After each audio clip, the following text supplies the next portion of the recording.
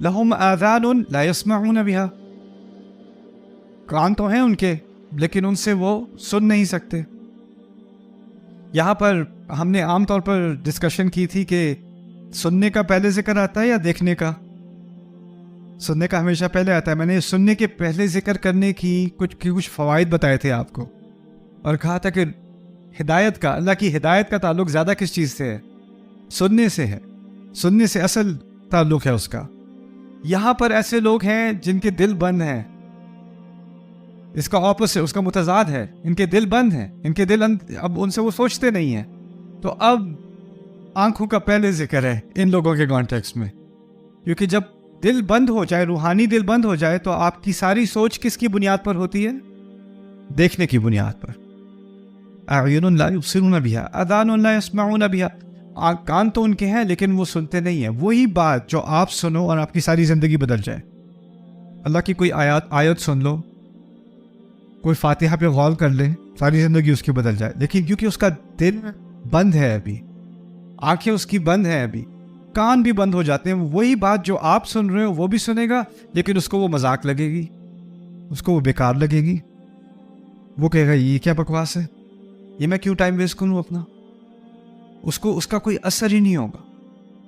اسی لیے لوگ مجھے کہتے ہیں کہ آپ عربی بہت ضروری ہے. اگر ایک دفعہ قرآن سمجھ میں آ جائے نا تو ساری قوم بدل جائے گی. میں کہتا ہوں نہیں، مشن قرآن کو سمجھانا نہیں ہے. ابو جہل کو بہت اچھا سمجھ آتا تھا، ہم سے اچھا آتا تھا اسے. ابو لہب کی عربی بڑی زبردست تھی، ہم سے کہیں زیادہ اچھی.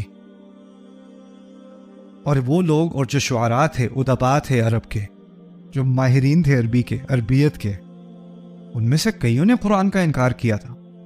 وہ کیوں کیا تھا؟ اگر ہم کہیں کہ بس سمجھ میں آ جائے تو قوم سدھر جائے گی، سمجھ کا تعلق تو عقل سے ہے نا.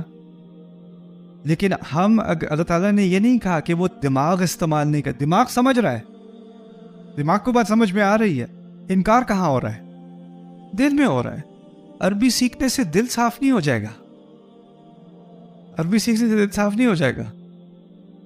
کوئی ایسے، بہت سارے ایسے بھی ہو سکتے ہیں جن کو عربی کا ایک لفظ نہیں آتا، ان کا دل صاف ہے. کوئی ایسے بھی ہو سکتے ہیں جو قرآن بھی حفظ کر چکے ہیں، عالم بھی بن چکے ہیں، مہارت بھی حاصل کر چکے ہیں، 25-30 سال علم بھی حاصل کر. دل بند ہے، علم کا دروازہ کھلا ہے. یہاں پر دل کی بات ہو. اصل میں قرآن آیا تھا ان فی ذلک لذکری لمن کان لہ قلب. اس میں ایک بہت عظیم یاد دہانی دی گئی ہے. اس کے اندر ایک بہت عظیم یاد دہانی ہے ان کے لیے جن کا اصل میں دل ہو، یعنی یہ روحانی دل ابھی باقی ہے، اس کے لیے ہے یہ کلام.